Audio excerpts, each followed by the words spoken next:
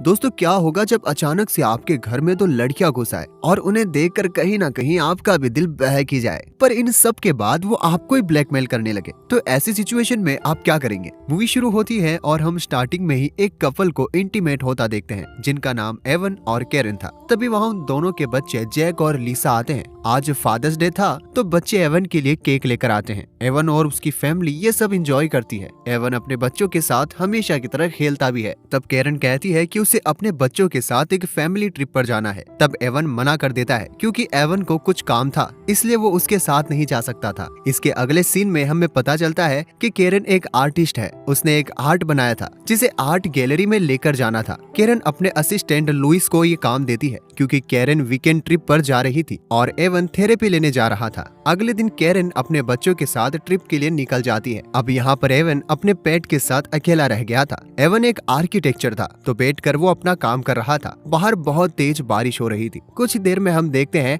Avon के घर का डोर बेल बजता है। जब एवन दरवाजा खोलता है तो वहाँ दो लड़कियां खड़ी थी। ये दोनों अपना नाम बेल और जेनेसिस बताती है। बाहर काफी बारिश हो रही थी तो दोनों भीग भी चुकी थी। वो कहती है हम दोनों पार्टी में जा रही थी लेकिन हम रास्ता भटक गई है और हमारा मोबाइल भी पानी में भीगने की वजह से खराब हो चुका है। एवन उन दोनों को अंदर बुला लेता है जहाँ एवन उन्हें टॉवल देता है। जेनेसिस एवन के आईपैड में देखती है कि उनकी लोकेशन तो उस जगह से काफी दूर है। इनका मोबाइल पानी में गिर गया था तो एवन उसे ठीक करने की बात करता है। एवन इन दोनों के लिए एक कैब भी बुक करता है जो यहाँ 45 मिनट में आने वाली थी। इसके बाद ये दोनों नहाकर फ्रेश हो जाती है। इन दोनों को ठंड लग रही थी तो एवन इन दोनों के लिए कॉफी बनाता है। कुछ देर में ये सब बातें करने लगते हैं जहाँ ये दोनों एवन से कहती है कि क्या तुम कोई कसरत करते हो क्योंकि तुम बहुत फिट हो। ये दोनों एवन के पास आने लग गई थी तो एवन को ये सब अच्छा नहीं लगता। एवन वहाँ से उठकर दूसरी जगह बैठ जाता है। तब एवन फिर से कैब चेक करता है तो कैब अब भी 20 मिनट दूर थी। ये सभी बातें कर रहे थे तो एवन इन दोनों को अपनी बीवी का बनाया हुआ आर्ट दिखाता है जो इन लोगों को काफी पसंद आता है। ये दोनों बताती है कि ये दोनों एयर होस्टेज है जो हर रोज ऐसे ही मजे करती है। ये दोनों एवन के काफी पास आने की कोशिश कर रही थी पर एवन बार बार इन्हें इग्नोर कर रहा था। तब ये म्यूजिक सुनने लगती है। इसके बाद ये दोनों बाथरूम में नहाने के लिए चली जाती है जहाँ एवन देखता है कि इन दोनों की कैब अब आ चुकी है। एवन इन दोनों का सभी सामान लेकर बाथरूम की तरफ जाता है जहाँ वो कहता है कि जल्दी से बाहर आ जाओ, तुम्हारी कैब आ चुकी है। ये दोनों एवन को अंदर आने को कहती है। एवन जाना तो नहीं चाहता था लेकिन बाद में वो अंदर चला ही जाता है। तब वो देखता है कि ये दोनों बिना कपड़ों के नहा रही थी। ये एवन को रिझाने की कोशिश करती है। एवन नहीं मानता पर बाद में एवन अपने आप को कंट्रोल नहीं कर पाता और वो इंटीमेट हो ही जाते हैं। बाहर खड़ा कैब वाला काफी टाइम होने की वजह से वहाँ से चला जाता है। अगली सुबह जब एवन उठता है तो वो देखता है कि बेल और जेनेसिस ने पूरे किचन को बिखेर दिया है। एवन को ये सब देखकर बहुत गुस्सा आता है लेकिन अचानक एवन को उसकी बीवी कैरन का कॉल आता है। एवन बाहर जाकर कॉल को रिसीव करता है। जब कैरन और एवन बात कर रहे थे तब बेल और जेनेसिस एवन को फिर से इशारे करने लगती है और अलग अलग आवाजें निकालने लगती है। एवन जल्दी से कॉल कट कर देता है और अंदर आ जाता है। एवन गुस्से में कहता है कि तुम्हारे पास 3 मिनट है, जल्दी से अपने कपड़े पहनो और यहाँ से दफा हो जाओ। जब थोड़ी देर में एवन वापस आता है तो वो देखता है कि दोनों कैरन के बनाए हुए आर्ट को खराब कर रही है।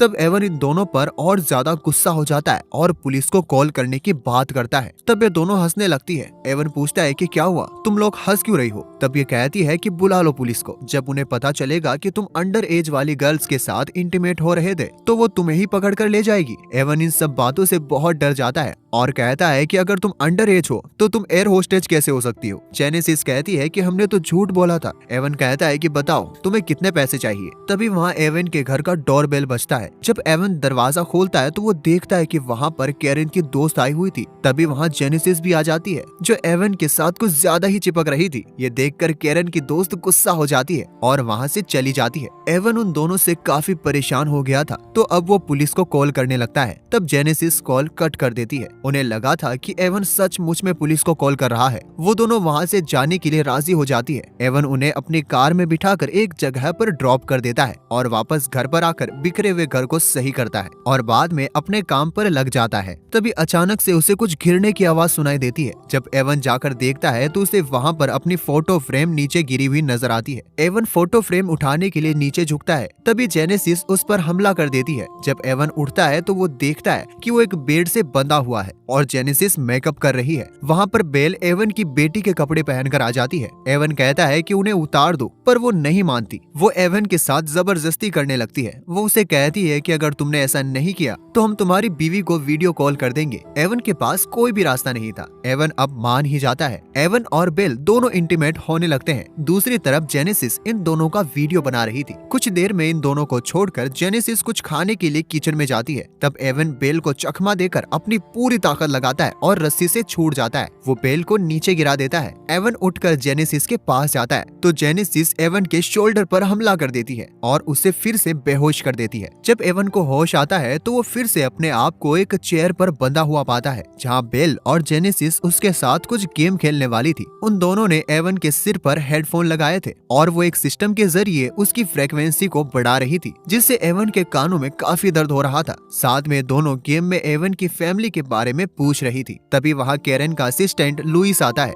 जो दरअसल केरन का बनाया हुआ आर्ट लेने आया था। वो डोरबेल बजाता है। ये देखकर बेल एवन को छुपा देती है और जेनेसिस दरवाजा खोलती है। लुइस कहता है कि मैं केरन की आर्ट लेने आया हूँ, आप कौन है? तब ये लुइस को घर के अंदर लेकर आती है और उसे बताती है कि हम एवन के कजन्स हैं। लुइस जाकर केरन के आर्ट को देखता है। तब उसे पता चलता है कि केरन का आर्ट तो एकदम खराब हो चुका है। वो पूछता है कि ये किसने किया? तब ये दोनों कहती है कि ये एवन ने किया है। तभी लुइस को एवन की आवाज सुनाई देती है। तब लुइस भागकर कमरे में जाता है तो उसे एवन रस्सी से बंधा हुआ मिलता है। लुइस उसे छुड़ाने लगता है। तभी बाहर वो दोनों केरन के आर्ट को तोड़ने लगती है। ये सुनकर लुइस बाहर जाने लगता है। तब एवन कहता है कि मत जाओ, वो खतरनाक है, पर लुइस वहाँ चला ही जाता है। लुइस काफी चिल्ला रहा था, इसलिए उसे अस्थमा अटैक आ जाता है। लुइस का इनहेलर भी जेनेसिस के पास था। लुइस इन दोनों से वो मांगता है, लेकिन उसका पैर फिसल जाता है और आर्ट से टकराकर उसकी वही मौत हो जाती है। यह सब देखकर बेल और जेनेसिस हंसने लगती है। यहाँ हम सभी देख पाते हैं कि ये दोनों एक तरह के साइको है। कुछ देर में हम देखते हैं कि ये दोनों लुइस की बॉडी पर पेंटिंग करने लगती है। ये लुइस और एवन के फोन में मैसेज करती है, जहाँ ये दिखाने की कोशिश करती है कि लुइस की बीवी का अफेयर एवन के साथ चल रहा है, ताकि सभी को लगे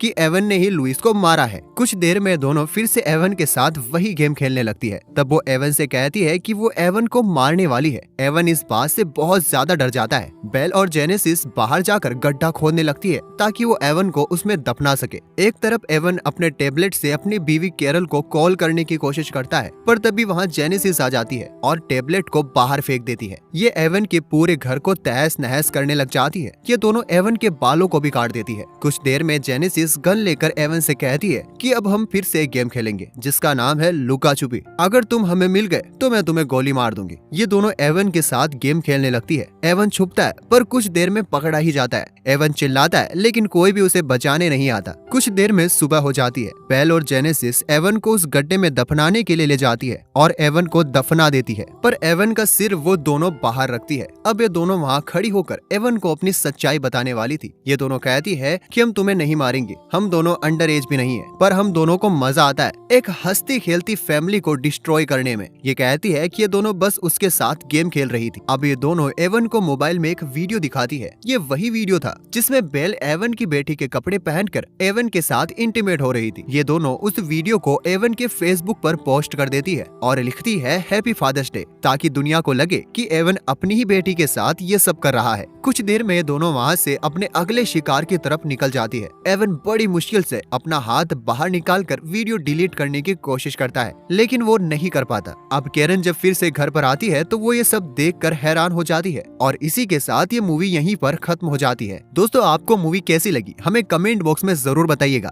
और अच्छी लगी हो तो चैनल को सब्सक्राइब और वीडियो को लाइक जरूर करके जाइएगा। मिलते हैं आपसे अगले वीडियो में ऐसी इंटरेस्टिंग स्टोरी के साथ।